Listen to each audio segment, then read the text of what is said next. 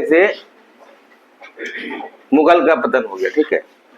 और मुगलों के पतन के बाद कुछ इंडिपेंडेंट किंगडम मुगल के इन्फ्लुएंशियल नोबल द्वारा ही जहां तहां स्टैब्लिश किया गया। तो उसमें कुछ का कम से कम फाउंडर का नाम याद रखना है कि निजाम उल मुल्क अशरफ जहाँ जो है वो निजाम उल मुल्क अशरफ जहाँ,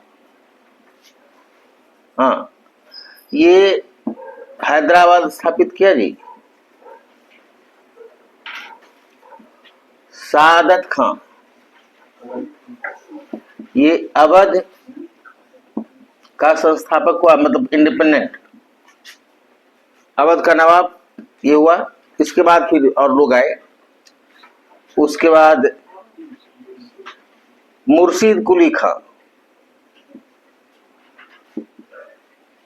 ठीक है। मुर्शीद कुली खां जो है नवाब बना बंगाल का, ठीक है, बंगाल।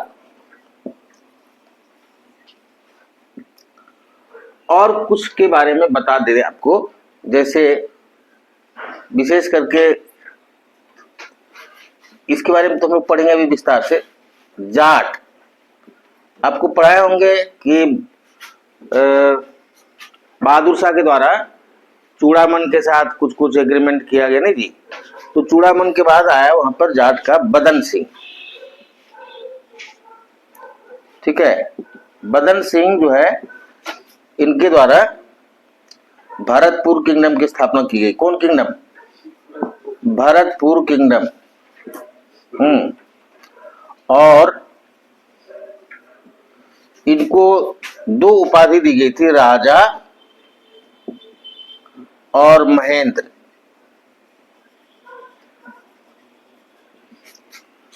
बदन सिंह का उत्तराधिकारी हुआ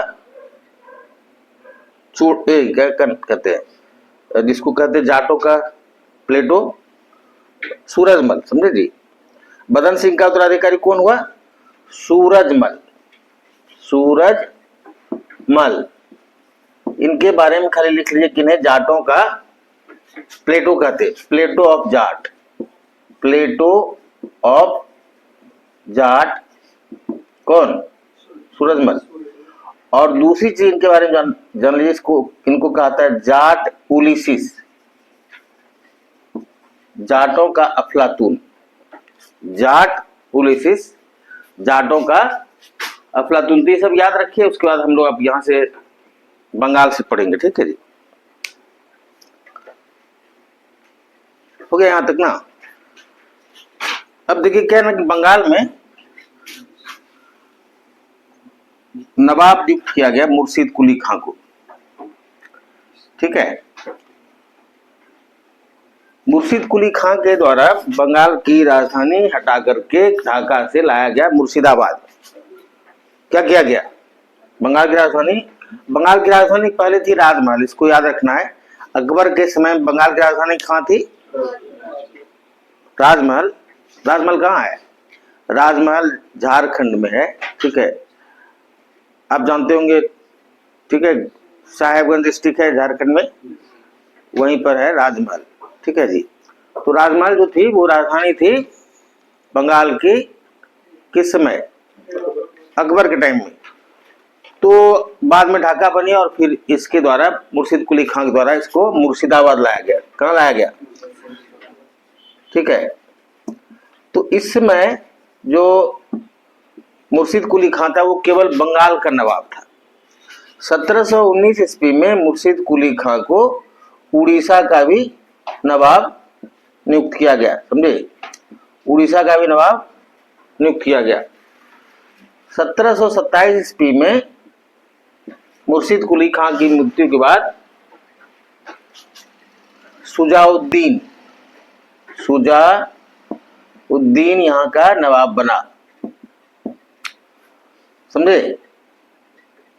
और 1733 ईस्वी में बिहार को भी बंगाल के साथ अटैच कर दिया गया। मतलब अब कोई भी जो बंगाल का नवाब होगा वो बिहार, बंगाल, उड़ीसा तीनों का नवाब होगा।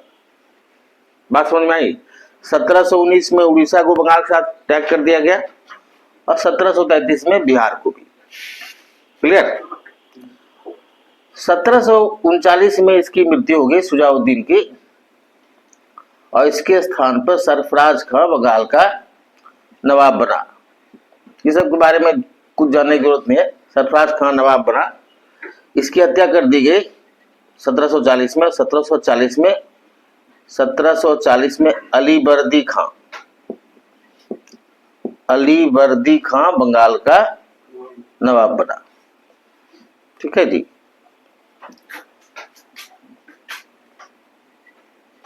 क्लियर। बोले कि मुर्शिद कुली खां को 1713 ईस्वी में बंगाल का नवाब बनाया गया था। समझ लीजिए। 1719 में उड़ीसा को भी बंगाल के साथ टैग कर दिया गया। 1707 मुर्शिद कुली खां के द्वारा बंगाल की राजधानी ढाका से हटाकर मुर्शिदाबाद लाया गया, और 1727 में इसकी मृत्यु के बाद सुजाउद्दीन बना बंगाल का नवाब। 1733 ईस्वी में बिहार को बंगाल के साथ टैग किया गया। ठीक। तो अब कोई व्यक्ति जो बंगाल का नवाब होगा वह बिहार, बंगाल, उड़ीसा तीनों का नवाब होगा। 1739 में सुजाउद्दीन की मृत्यु के बाद सरफराज खां बंगाल का नवाब बना, लेकिन इसकी हत्या कर दी गई अलीवर्दी खां के द्वारा, और अलीवर्दी खां बंगाल का नवाब बना 1740 ईस्वी में। ठीक है जी। अब क्या हुआ ना, इसको मिटा देना। अब देखिए क्या मामला है कि बंगाल में ईस्ट इंडिया कंपनी और नवाब के बीच में दस्तक जो है, इसका मुद्दा मेन बोन ऑफ कंटेंशन रहा। क्या क्या बताए कि बंगाल में ईस्ट इंडिया कंपनी और बंगाल के नवाब के बीच दस्तक का मुद्दा मेन रहा, कन्फ्रंटेशन का कारण, टकराव का कारण, या झगड़े की जड़ या विवाद का कारण रहा। क्या चीज? दस्तक। अब दस्तक क्या होता था समझिएगा जरा। ईस्ट इंडिया कंपनी को आपको बताए थे कि 1717 ईस्वी में फारूक सियार जो मुगल शासक था उसके द्वारा फरमान जारी करके कहा गया था कि आप 3000 रुपया सालाना के बदले पूरे बंगाल में आप फ्री ट्रेड कर सकते हैं। तो केवल ईस्ट इंडिया कंपनी को नहीं अधिकार दिया गया था। अब ईस्ट इंडिया कंपनी क्या करती थी कि अपने यहाँ जो ब्रिटेन से एम्प्लॉय को लाती थी ईस्ट इंडिया कंपनी, तो उसको ये प्रलोभन दिया जाता था, उसको तनख्वाह बहुत कम दिया जाता था, और उसको ये प्रलोभन दिया जाता था कि वहां तुम ट्रेड कर सकते हो, और सबको पता था कि भारत में ट्रेड करने से बहुत प्रॉफिट होता है। तो ईस्ट इंडिया कंपनी के एम्प्लॉय के प्राइवेट ट्रेड पर भी ये लोग इसका फायदा उठाता था, ये फ्री ट्रेड का। अब ये कैसे उठाता था फायदा? देखिए क्या होता था, ईस्ट इंडिया कंपनी का कोई सामान जा रहा है कहीं से कहीं, तो सब में कोई अंग्रेज तो बैठा होगा नहीं, कोई इंडियन बैलगाड़ी में जा रहा होगा, 10, 20, 50, 100 बैलगाड़ी जा रहा होगा, ये ना होगा। तो उसमें एक पास इशू करता था कि ये सामान ईस्ट इंडिया कंपनी का है। तो ईस्ट इंडिया कंपनी का जो प्राइवेट एम्प्लॉय था उसका भी सामान पर कहता था कि ईस्ट इंडिया कंपनी का सामान है। बात समझ में आ रही है? तो उससे ईस्ट इंडिया कंपनी को रेवेन्यू का लॉस होता था। सॉरी, ईस्ट इंडिया कंपनी कहते नवाब को रेवेन्यू का लॉस होता था। उसका ढेर सारा, मान लीजिए आधा ही जा रहा है ईस्ट इंडिया कंपनी का सामान, आधा ज्यादा उसका मान लीजिए कि जा रहा है प्राइवेट जो उसका ईस्ट इंडिया कंपनी का एम्प्लॉय उसका सामान, तो उसको तो ढेर सारा लॉस हो रहा है रेवेन्यू का। तो एक तो फ्रिक्शन का कारण ये था। बात समझ में आएगी? ईस्ट इंडिया कंपनी और नवाब के बीच में फ्रिक्शन का कारण दस्तक कैसे था समझे? कि वो सब सारा और क्या करता था, कुछ इंडियन ट्रेडर से भी कुछ पैसा लेकर के उस पर भी लिख देता था कि ये मेरा सामान है। बात समझ में आई? तो ये सब कारण से क्या होता था कि कंपनी और ईस्ट इंडिया कंपनी के सब, कंपनी और नवाब के बीच में ये दस्तक का मुद्दा ये हमेशा विवाद का विषय रहा। बात समझे? अब इससे नुकसान क्या होता था कि एक तो बंगाल के नवाब को रेवेन्यू लॉस होता था, दूसरा इससे नुकसान ये था कि भारत के या बंगाल के या भारत के व्यापारी जो थे ट्रेडर, उसको अपने देश में वो क्या हो रहा था कि उसका सामान महंगा हो रहा था। क्यों महंगा हो रहा था? क्योंकि उसको तो टैक्स देना पड़ता था और वो लोग फ्री ट्रेड करता था, तो उसका सामान महंगा हो जाएगा तो अपने देश में उसके साथ डिस्क्रिमिनेशन हो रहा है, नहीं जी, तो उसको नुकसान हो रहा है। बात समझ में आ रही है? तो ये दोनों में रहा, अलीवर्दी खां जब तक रहा बंगाल का नवाब, तब दोनों के बीच में ये झगड़ा का कारण रहा। क्या चीज? दस्तक। तो ये फिर भी प्लायबल था, मतलब इसको आप किसी तरह करके आप समझा बुझा दे सकते हैं। लेकिन इसके बाद 1756 में इसकी मृत्यु के बाद बना सिराजुद्दौला बंगाल का नवाब। कौन बना? सिराजुद्दौला। ये बना बंगाल का नवाब। ये थोड़ा कड़क आदमी था, समझे? तो ये कहा कि ये सब नहीं चलेगा, ये मतलब दस्तक का मिसयूज ऑफ दस्तक नहीं होने देंगे। ठीक है जी। तो धीरे धीरे करते करते नवाब और ईस्ट इंडिया कंपनी में ज्यादा ही हो गया मतलब टकराव। और उसी समय क्या हुआ था, आपको पढ़ाए थे कल कि एंग्लो फ्रेंच वार, नहीं पढ़ाए? तो एंग्लो फ्रेंच बताए थे कि 1756 में ये 7 इयर्स वार के साथ शुरू हुआ।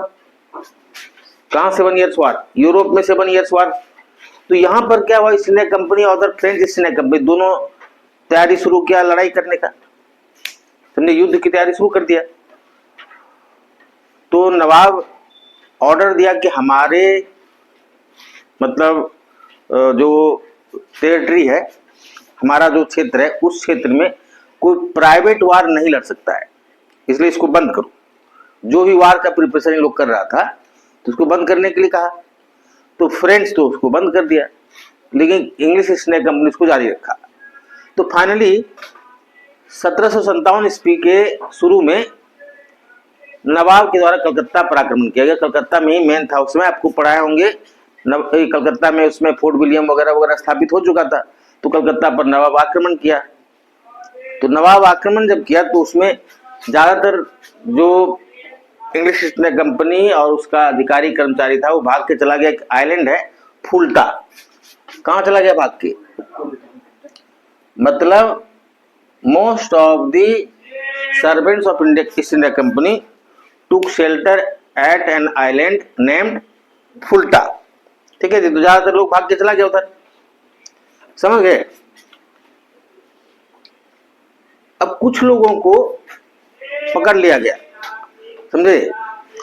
कुछ लोगों को जो पकड़ा गया तो नवाब को बदनाम करने के लिए एक अफवाह फैलाई गई जिसको हम लोग कहते हैं ब्लैक होल ट्रेजेडी। ये परीक्षा में आता है सब चीज, ब्लैक होल ट्रेजेडी।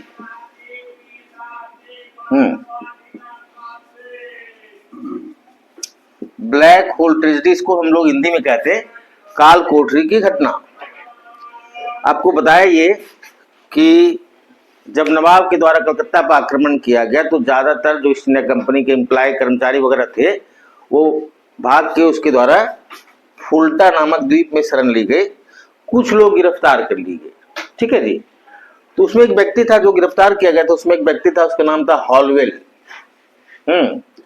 तो हॉलवेल के द्वारा यह नवाब को बदनाम करने के लिए अफवाह फैलाई गई कि हम लोग को 146 व्यक्ति को 18/14 के कमरे में बंद किया गया।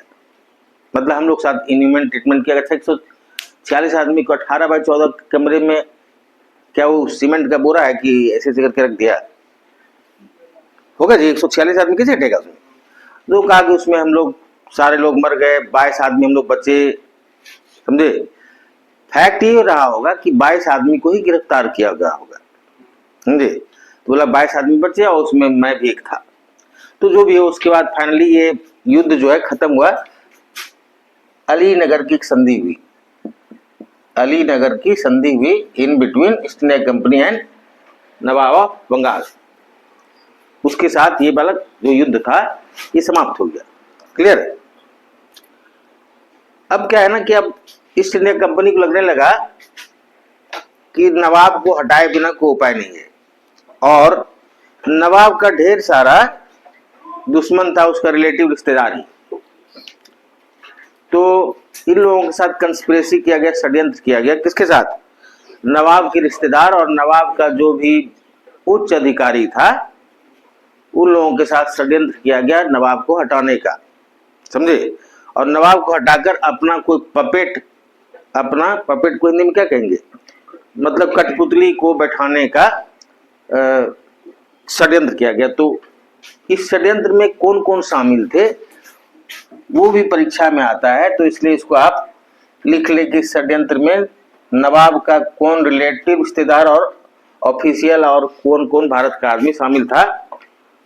तो इसको लिख लीजिए। पहला तो शौकत जंग, ये नवाब बनना चाहता था, इसलिए ये नवाब के अगेंस्ट था जी। ये पूर्णिया का नवाब था। कहाँ का नवाब? पूर्णिया का। घसीटी बेगम, ठीक है जी, ये ढाका की नवाब थी।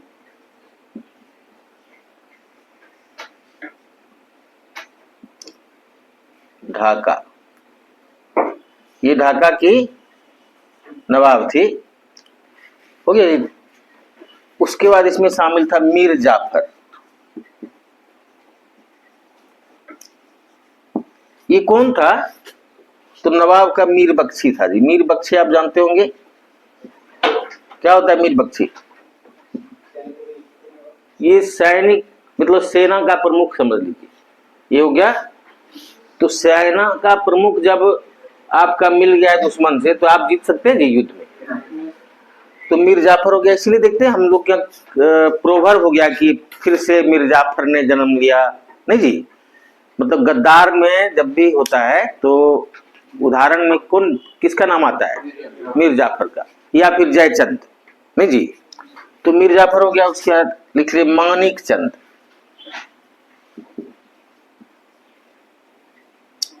ये कलकत्ता का, अभी कलकत्ता ही है इसलिए कोलकाता हम नहीं लिख रहे हैं, कलकत्ता का कोतवाल था। कोतवाल ऑफिसर इंचार्ज भी लिख सकते हैं अंग्रेजी में, या आप इसको आप लिख सकते सीधा था कि कलकत्ता का कोतवाल था। क्या था ये? कोतवाल ऑफ कलकत्ता। ये कलकत्ता का कोतवाल था, या इसको ऑफिसर इंचार्ज कह सकते हैं। उसके एक था जगत सेठ, ठीक है। अब जगत सेठ कौन था? तो ये रिचेस्ट बैंकर था जी, सबसे बड़ा बैंकर। आपको शायद पता नहीं होगा कि इस समय भारत में इतने अमीर अमीर लोग थे जो मुगलों को भी लोन देते थे। समझ रहे हैं कितना अमीर रहा होगा लोग, और किस तरह से लेविश लाइफ लीड कर रहा होगा। उसका अमी चंद, रिच मर्चेंट, एक कोई मर्चेंट था, ये भी अमीर व्यापारी था। तो ये सब मिला हुआ था किससे? ईस्ट इंडिया कंपनी से। फाइनली ईस्ट इंडिया कंपनी और सिराजुद्दौला के बीच पलासी का युद्ध हुआ जून 1757 में। मिटा इसको, क्या मिटा दें? मिटा दें जी। तो आपको पता है कि फाइनली ईस्ट इंडिया कंपनी और नवाब के बीच पलासी का युद्ध हुआ जून 1757। ये टर्निंग पॉइंट है इंडिया की हिस्ट्री का, समझे। इसलिए बहुत इंपॉर्टेंट है कि पलासी का युद्ध हुआ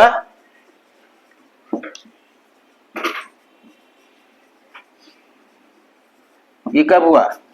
जून 1757। अब इसमें नवाब की ओर से कोई लड़ाई नहीं। उसका जब मीर बख्शी ही मिला हुआ था, मीर जाफर, तो और कोई तो लड़ा नहीं। और ये सब भी साथ दिया, जो बताया जगत सेठ बैंकर था, ओमी चंद, मानिक चंद सब, और घसीटी बेगम और शौकत जंग सब। तो केवल 2 व्यक्ति नवाब की ओर से लड़ा, इसलिए इसका नाम याद रखना जरूरी है। एक मोहनलाल, हाँ जी, और मीर मदान। ये 2 व्यक्ति केवल नवाब की ओर से युद्ध में डटा रहा है, इसका नाम याद रखना जरूरी है, मोहनलाल और मीर मदान।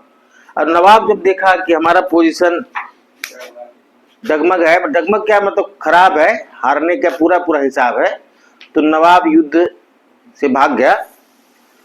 मीर जाफर का पुत्र था, उसका नाम था मीरान, उसके द्वारा पीछा करके उसकी हत्या कर दी गई। किसके द्वारा हत्या की गई? मिर्जाफर का जो बेटा था उसका नाम था मीरन, तो इसके द्वारा सिराजुद्दौला की हत्या कर दी गई। ठीक है। अब ईस्ट इंडिया कंपनी के सौजन्य से मीर जाफर को बनाया गया बंगाल का नवाब जी। ठीक है जी, मिटा देने सब।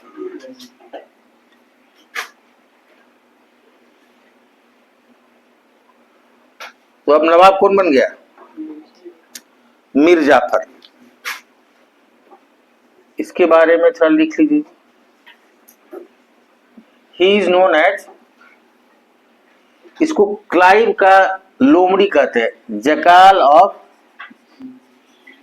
क्लाइव। लॉर्ड क्लाइव जो था वो इसमें ईस्ट इंडिया कंपनी का गवर्नर था, समझिए, तो उसका इसको कहते हैं जकाल ऑफ क्लाइव, मतलब क्लाइव का लोमड़ी। ठीक है। तो मिर्जाफर के द्वारा नवाब बनाए जाने के बदले क्लाइव को 50 लाख रुपया दिया गया। कितना? 50 लाख। समझ गए? समझे? का जमींदारी भी दिया गया। क्या किया गया? 24 परगना का जमींदारी दिया गया। ठीक है। अब देखिए क्या है ना कि ईस्ट इंडिया कंपनी को लगा कि अब तो ये अपना आदमी है, हम ही लोग बैठाए हैं, तो जो चाहे करेंगे। तो इस दौरान जो है पूरा बंगाल को लूटा गया पूरा, समझे। लेकिन आखिर मान ली कोई नवाब है तो रिस्पॉन्सिबिलिटी तो उसकी है, मान ली उसका जो भी सब्जेक्ट है, मतलब सब्जेक्ट मतलब प्रजा, तो उसके वेलफेयर का कुछ तो ध्यान रखना पड़ेगा। तो इन लोगों के मन के मुताबिक को मिर्जाफर काम किया नहीं। फाइनली मिर्जाफर को हटा दिया। 1760 ईस्वी में मिर्जाफर को हटा करके मीर कासिम को बनाया गया, गद्दी पे बैठाया गया। किसको? मीर कासिम को। ठीक है। तो मीर कासिम को बनाया गया 1760 में बंगाल का नवाब। इसके बदले मीर कासिम लोग को क्या क्या दिया? तो बर्धमान, समझे, और मिदनापुर, इसका जमींदारी दिया, समझे, और कुछ कुछ जो देना लेना था दे दिया। किसका इसका जमींदारी दिया? बर्धमान और मिदनापुर, समझे। तो मीर कासिम को लगा कि तुम हमको नवाब बनाए, ठीक है, तो उसके बदले हम तुमको इतना दिए, तो अब तुम इंटरफेयर नहीं करना हमारे डे टू डे काम में। और इसको लगा हो सकता है लोग इंटरफेयर करेगा, तो अपना कैपिटल मीर कासिम वहां से शिफ्ट करके ले आया। कहां से शिफ्ट करके? कैपिटल तो था मुर्शिदाबाद, मुर्शिदाबाद कलकत्ता से नजदीक है, तो वहां ये लोग का मेन था सेंटर ईस्ट इंडिया कंपनी का, तो ये लोग इंटरफेयर करते रहेगा, तो इसलिए वहां से हटा के ले आया मुंगेर। कहां ले आया? ठीक है। तो मुंगेर ले आया। तो अब हुआ कि भाई देखो, तुमको लेन देन जो करना था हो गया, मामला खत्म। फिर से आया दस्तक का मुद्दा। तो इसको लगा कि दस्तक जो है मतलब उसका मिसयूज कर रहा है, उससे रेवेन्यू लॉस होता है, उससे इंडियन ट्रेडर को नुकसान होता है। तो फाइनली ये तंग आके क्या किया कि सब के लिए कर दिया free trade, including Indian trader. तो अब इन लोग को जो बेनिफिट था, हमको टैक्स देना पड़ रहा है, आपको टैक्स नहीं देना पड़ रहा है, तो वो वाला बेनिफिट तो खत्म हो गया। अब इक्वल फुटिंग पर दोनों आ गया, इंडियन ट्रेडर और ईस्ट इंडिया कंपनी दोनों। तो वो तो ये लोग चाहता नहीं था। तो दोनों का रिलेशन मतलब बंगाल का नवाब और ईस्ट इंडिया कंपनी के बीच में फिर रिलेशन खराब हुआ। लगातार घेरिया, कटुआ और उधवा नाला में 3 युद्ध हुआ ईस्ट इंडिया कंपनी और मीर कासिम के बीच, समझे, जिसमें मीर कासिम हार गया। उसके मीर कासिम चला गया अवध के नवाब से मिला, ठीक है। अवध का नवाब था इसमें शुजा-उद-दौला, क्या था, और जो मुगल शासक था शाह आलम सेकंड। इन तीनों के द्वारा आपस में गठबंधन बनाया गया। कौन कौन? शाह आलम सेकंड जो मुगल एम्परर था, शुजा-उद-दौला जो अवध का नवाब था, और मीर कासिम। तो इन तीनों का एक अलायंस टाइप का हुआ और फाइनली बक्सर में 1764 ईस्वी में युद्ध हुआ। कब? ये सब जो है ना टर्निंग पॉइंट है इंडिया के हिस्ट्री का, इसलिए इसको याद रखना एकदम इंपॉर्टेंट चीज हुआ। बक्सर का युद्ध हुआ, मीर कासिम, अवध का नवाब और शाह आलम सेकंड एक और ईस्ट इंडिया कंपनी को, इसमें लोग हार गए। कौन? ये तीनों। इस बीच में मीर कासिम के जगह पे फिर से मीर जाफर को बंगाल का नवाब बना दिया था, समझे। मिटा देने सब। अब क्या हुआ ना कि समझे 1765 ईस्वी में, ये बहुत इंपॉर्टेंट चीज है जो हम आपको भी बताने जा रहे हैं। 1765 ईस्वी में जो ईस्ट इंडिया कंपनी अवध के साथ एक एग्रीमेंट किया या ट्रीटी किया, उसको हम लोग कहते हैं treaty of Allahabad. Treaty of Allahabad, समझे। अब ये ट्रीटी ऑफ इलाहाबाद क्या था कि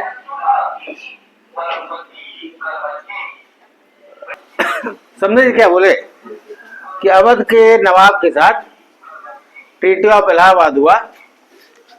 इस ट्रीटी के अंतर्गत 50 लाख रुपया लिया ये लोग ईस्ट इंडिया कंपनी, और इलाहाबाद और कड़ा एक जगह था, कड़ा, वो दोनों क्षेत्र अवध से लिया गया।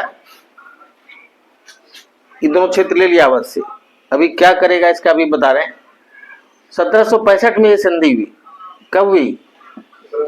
1765 में ट्रीटी हुआ। 1765 में शाह आलम सेकंड जो मुगल एम्परर था, उसके साथ भी इलाहाबाद में ट्रीटी हुई, ट्रीटी ऑफ इलाहाबाद, ठीक है। अब ये ट्रीटी बहुत इंपॉर्टेंट इसलिए है कि अभी बता रहे हैं इसमें क्या क्या हुआ कि ये जो इलाहाबाद और कड़ा का क्षेत्र था, ये शाह आलम सेकंड को दे दिया गया, समझे। आपको बताए होंगे कि शाह आलम सेकंड जो है वो मुगल एम्परर था, लेकिन वो अपने वजीर के डर से भागा रहता था दिल्ली से, तो उसको एक एरिया दे दिया कि तुम इस सब एरिया पर शासन करो। अब इसके साथ संधि किया और इससे कुछ अब क्या हुआ ना कि इलाहाबाद इससे बंगाल का दीवानी का अधिकार ले लिया। किससे?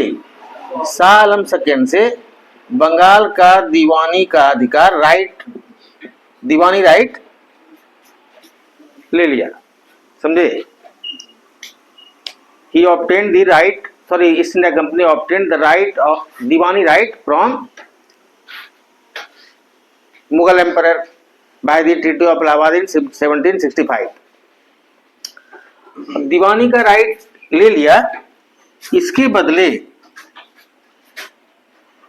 शाह आलम सेकंड को 26 लाख रुपया सालाना दिया गया। कितना लाख? 26 लाख सालाना। अब सुनिएगा जरा जी, इस समय जो होता था दो ही चीज होता था, दो ही फंक्शन था स्टेट का, दीवानी और निजामत। दीवानी हुआ मतलब राइट टू कलेक्ट रेवेन्यू, और निजामत हुआ right to maintain law and order. बात समझे। राजस्व वसूल करने का अधिकार दीवानी हो गया, और क्या बोले अभी निजामत। निजामत क्या हुआ, तो कानून व्यवस्था बनाए रखने का अधिकार। दो ही चीज इसमें होता था। तो दीवानी का राइट ले लिया किससे, शाह आलम सेकंड से। और शाह आलम सेकंड, और क्या हुआ कि मीर जाफर जो था वहां बंगाल में नवाब, उसके मरने के बाद उसका बेटा को बनाया गया वहां नजम उद्दौला को बंगाल का नवाब। तो बंगाल के नवाब से ले लिया निजामत, उससे ये कहा, उसको फोर्स किया कि जो डिप्टी निजाम सॉरी यहाँ जो सूबादार होगा वो मेरा आदमी होगा। सूबादार मतलब वही निजामत का अधिकार उससे ले लिया। किससे, बंगाल के नवाब से। बात समझे। तो दीवानी का अधिकार इसको मिल ही गया और निजामत का अधिकार उसको बंगाल के नवाब से मिल गया। तो ये डिफैक्टो रूलर हो गया कि नहीं बंगाल का। East India Company became the de facto ruler of Bengal. नहीं जी, 1765 से बंगाल का बेसिकली वो शासक हो गया ईस्ट इंडिया कंपनी। और जो बंगाल का नवाब था वो ऐसे ही लाचार सा एक आदमी था जिसके पास कोई पावर नहीं था। तो इस तरह का जो व्यवस्था हुआ जिसमें कि रियल पावर था ईस्ट इंडिया कंपनी के हाथ में, और ऐसे ही नाम मात्र का नवाब बना रहा कोई बंगाल में, तो इसको कहा गया ड्यूअल गवर्नमेंट। इसको क्या कहा गया, इसको लिख लीजिए।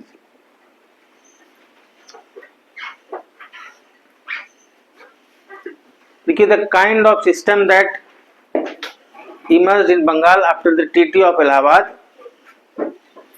is known as dual government। देखिए, जिस प्रकार की व्यवस्था इलाहाबाद की संधि के बाद बंगाल में लागू की गई उसे द्वैध शासन कहते हैं।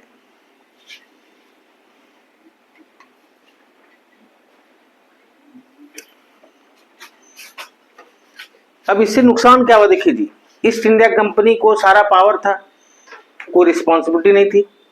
नहीं, ईस्ट इंडिया के पास कंपनी के पास सारा पावर हो गया, दीवानी का भी निजामत का भी, और उसको कोई उत्तरदायी जिम्मेदारी नहीं थी। और नवाब के पास कोई पावर नहीं था, सारा जिम्मेदारी थी। जिम्मेदारी इस सेंस में कि कुछ भी बंगाल की जनता के साथ होता है तो उसके लिए कौन रिस्पॉन्सिबल है, नवाब तो आप थे। तो उसके पास रिस्पॉन्सिबिलिटी था, पावर नहीं था, और इसके पास सारा पावर था, कोई रिस्पॉन्सिबिलिटी नहीं थी। अब इससे नुकसान किसका हुआ, इससे बंगाल के लोगों का नुकसान हुआ। कैसे, तो ईस्ट इंडिया कंपनी के द्वारा तो बंगाल के लोगों को लूटा ही गया। बंगाल का जो नवाब था उसका कर्मचारी अधिकारी भी बंगाल के लोगों को लूटना प्रारंभ किया। क्यों कि पहले ये होता था कि कोई भी शासक ज्यादा एक्सप्लॉयटेशन नहीं कर सकता था अपनी प्रजा का, क्योंकि उसको डर लगता था ये लोग रिवोल्ट कर देगा।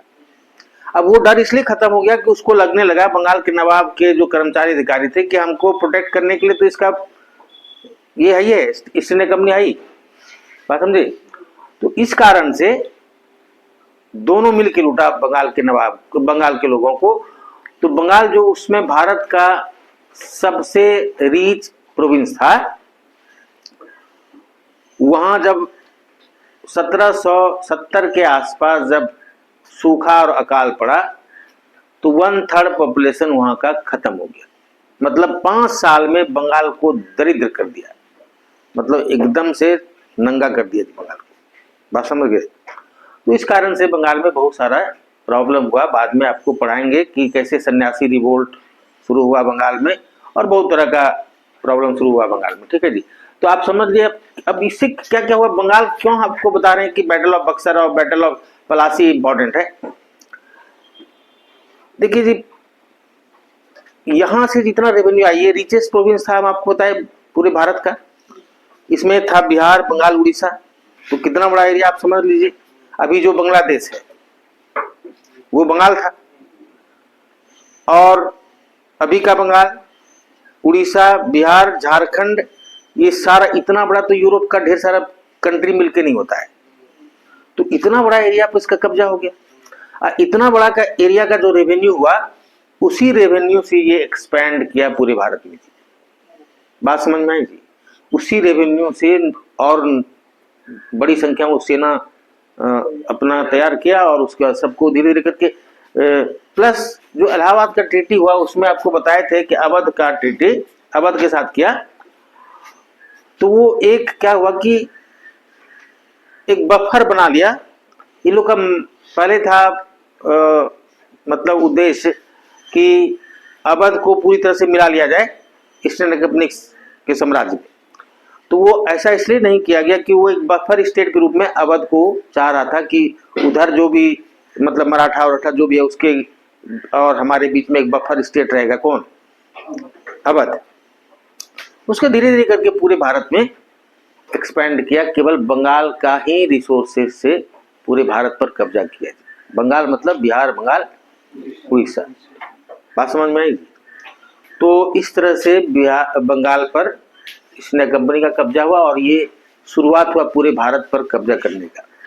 तो इसलिए इसका बहुत महत्व है। इसलिए आपको पता होगा कि यूपीएससी हो, बीपीएससी हो, सबके सिलेबस में मेंस में पहला टॉपिक मॉडर्न इंडिया का ही रहता है। बात समझे? Establishment of British rule in Bengal. बात समझ में? तो कैसे कैसे हुआ ये तो आपको बता दी। तो अब हम लोग अगले क्लास में पढ़ेंगे कि कैसे कैसे हम लोग आगे और सारा चीज, समझे? तो अगले क्लास में पढ़ेंगे, आज अब नहीं पढ़ेंगे, समझे?